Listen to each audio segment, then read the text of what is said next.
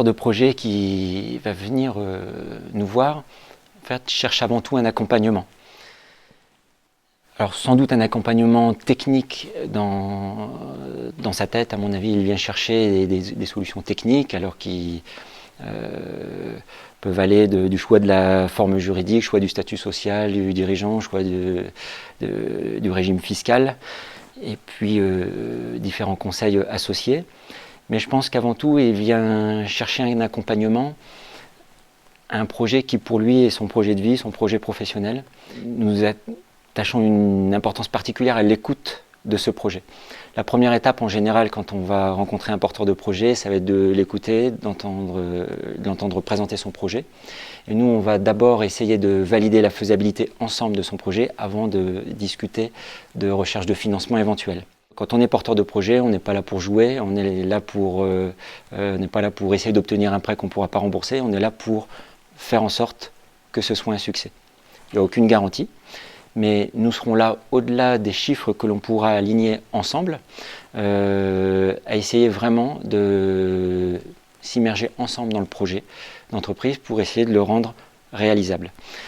Donc ça, c'est vraiment une partie importante de l'accompagnement et qui va bien au-delà des quelques chiffres que l'on pourra aligner, sachant qu'en général, d'ailleurs, dans un projet, le projet va souvent être émergent et évolutif.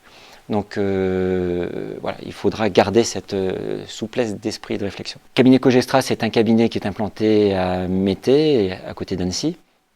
On est implanté sur 2 sites à Mété, et on a un site secondaire à Oyonnax, qui est dans une filiale qui s'appelle SECO.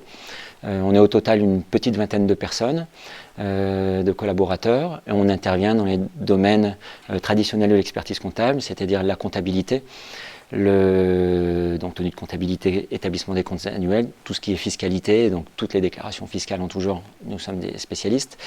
Et puis toute la partie sociale qui est tout aussi complexe que la fiscalité, si ce n'est plus, donc établissement des bulletins de salaire, de toutes les déclarations de charges sociales et procédures en tout genre, d'embauche, de rupture, qui tournent autour du Code du travail. La particularité du cabinet, c'est qu'au-delà de l'aspect technique des choses qui est évidemment essentiel, d'avoir les bons outils et les bonnes approches au niveau de l'établissement du business plan par exemple, mais je dirais il est important de pouvoir comprendre que depuis 25 ans que j'exerce mon métier, j'ai pu constater que les difficultés des entreprises ne venaient pas de la crise, mais plus de problèmes de conduite de projet.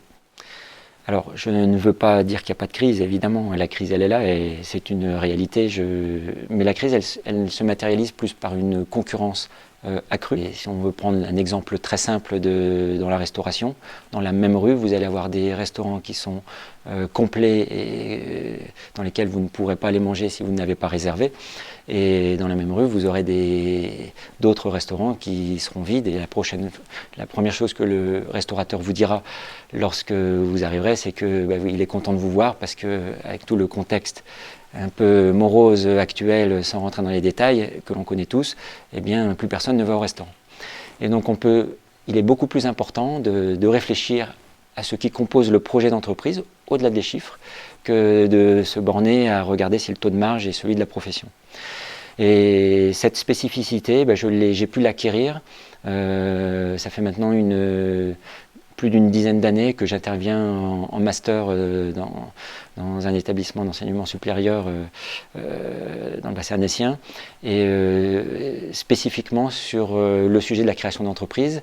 Et si je ne suis pas un philosophe et un féru de théorie, j'ai pu constater que des recherches ont été faites sur la création d'entreprises.